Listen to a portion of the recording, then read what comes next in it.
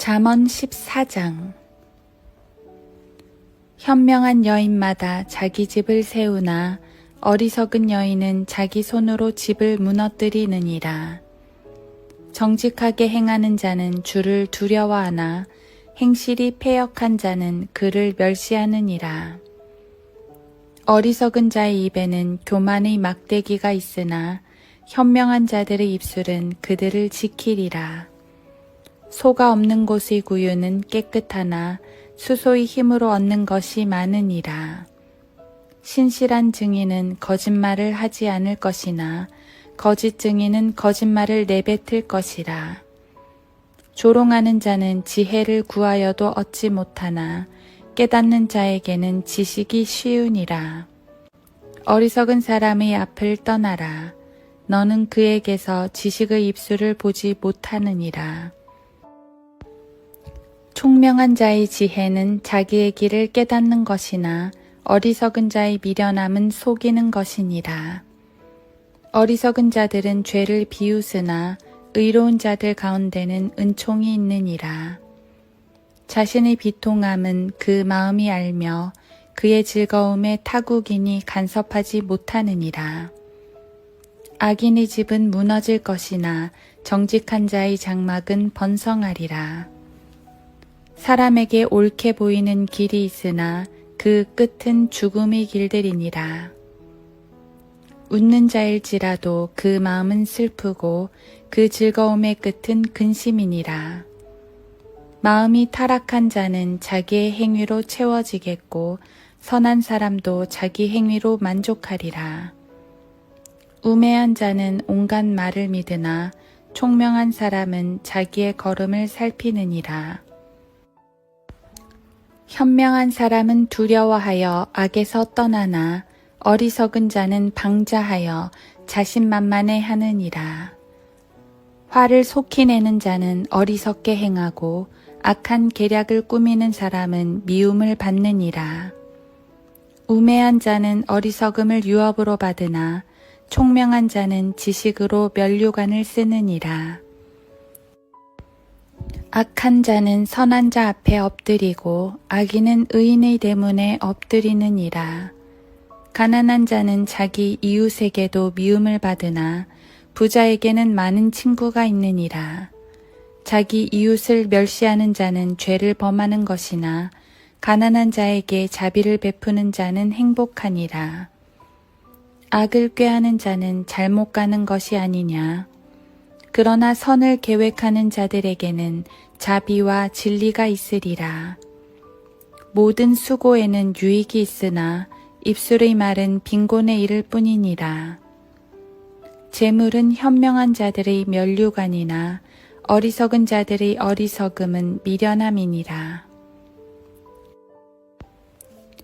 진실한 증인은 혼들을 구해주나 속이는 증인은 거짓말을 하느니라. 주를 두려워하는 것에는 견고한 신뢰가 있으니 그의 자녀들에게는 피난처가 있으리라. 주를 두려워하는 것은 사망의 덫에서 벗어나게 하는 생명의 셈이니라. 백성이 많은 것은 왕의 영예이나 백성이 적은 것은 통치자의 멸망이니라. 노하기를 더디하는 자는 크게 깨달은 자이나 영이 조급한 자는 미련함을 드러내느니라. 건전한 마음은 육신의 생명이나 시기는 뼈를 썩게 하느니라.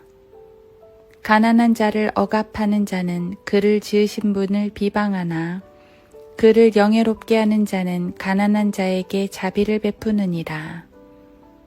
악인은 자기의 악함 가운데 사라지나 의인은 죽음에 있어서도 소망을 갖느니라. 지혜는 명철한 자의 마음속에 머물거니와 어리석은 자들의 심중에 있는 것은 알려지느니라. 의는 민족을 높이지만 죄는 모든 백성을 욕되게 하느니라. 왕의 은총은 현명한 종에게 가고 그의 진노는 수치를 일으키는 자에게 가느니라. 하루 한 장 잠언 묵상. 잠언 14장. 마음이 타락한 자는 자기의 행위로 채워지겠고 선한 사람도 자기 행위로 만족하리라. 잠언 14장 14절. 구원은 은혜로 받지만 그 외의 모든 것들은 행위로 판단받습니다. 죄인은 백보자 심판석에서 그 행위가 낱낱이 드러나겠고 우리는 그리스도의 심판석에서 드러날 것입니다. 교리적 설명을 하려는 게 아닙니다. 하나님의 말씀 앞에서 우리의 행위를 돌아보자는 것입니다. 자기의 행위로 채워진다는 말이 눈에 띕니다.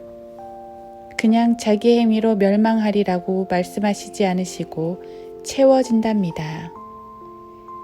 멸망할 때까지 계속 악을 채운다는 것이지요. 세상은 성경 말씀대로 돌아갑니다. 이 말씀처럼 세상의 죄인들은 멈추지 않을 것입니다. 죄의 종류도 점점 많아지고 정도도 점점 심해지고 속도도 점점 빨라집니다. 그게 죄인들의 속성입니다. 막강했던 제국들이 왜 멸망했습니까? 세상 역사가들은 국제정세니 권력의 흐름이니 등으로 설명하지만 영적인 견지로는 분명합니다. 죄가 넘쳐났기 때문에 멸망한 것입니다. 예외도 있겠지만 대부분은 그렇습니다. 멸망했다는 것 자체가 그들의 죄가 쌓이고 쌓였다는 것을 보여주는 것이지요. 예수님은 바리새인들에게 너희 조상들의 분량을 채우라. 마태복음 23장 32절 라고 말씀하신 바 있습니다. 이스라엘은 조상 때부터 계속 죄를 짓고 하나님의 말씀을 전하는 선지자들과 의인들을 죽였습니다. 그들의 피가 잔에 가득 차서 찰랑찰랑합니다. 이제 마지막 피가 채워지면 그 잔은 넘쳐납니다. 그 피가 바로 그리스도의 피였습니다. 유대인들은 결국 그분의 피를 흘림으로써 그들의 분량을 채우고 말았습니다. 그 결과는 예루살렘의 참혹한 파괴와 1900년 동안 나라 없이 방황한 것입니다. 마음이 타락한 자는 악한 길을 걸어갑니다. 그들의 행위, 즉 그들이 걷는 길은 멸망을 향해 있습니다. 잠언에서 여러 번 강조한 것처럼 지혜가 거리에서 서서 이리로 돌이키라고 아무리 말해도 듣지 않고 계속 악한 길을 갑니다. 어떤 이들은 자기 길이 악하다는 것을 깨닫지만 너무 멀리 와버려서 돌이킬 수가 없다고 말합니다. 하지만 그건 변명입니다. 아무리 타락한 사람도 돌이키지 못하는 경우는 없습니다. 십자가에 달린 한 강도는 아주 극적으로 돌이켰습니다. 우리 주님께는 용서하지 못할 죄가 없습니다. 타락의 길은 멀지 않습니다. 여기서 타락이라는 말을 백슬라이딩이라 표현하는데 말 그대로 뒤로 미끄러지는 것을 말합니다. 우리는 누구라도 쉽게 미끄러질 수 있습니다. 말씀에서 눈을 돌려 세상을 바라볼 때, 성령을 거슬러 육신을 따를 때, 우리의 눈을 예수 그리스도께 두지 않을 때 우리는 미끄러집니다. 그러다 보면 어느새 우리의 행위가 죄로 채워지는 것을 발견합니다. 그렇게 되지 않도록 항상 주님만을 바라봐야겠습니다. 우리의 마음을 그분의 말씀으로 채워야겠습니다. 그렇게 될 때 성령께서 열매를 맺어 주십니다. 성도의 온전한 행위는 성령의 열매 속에서 나타납니다. 그 열매가 우리를 만족시킬 것입니다. 오늘도 주님만을 바라보며 죄로부터 우리 자신을 지켜나가기 원합니다.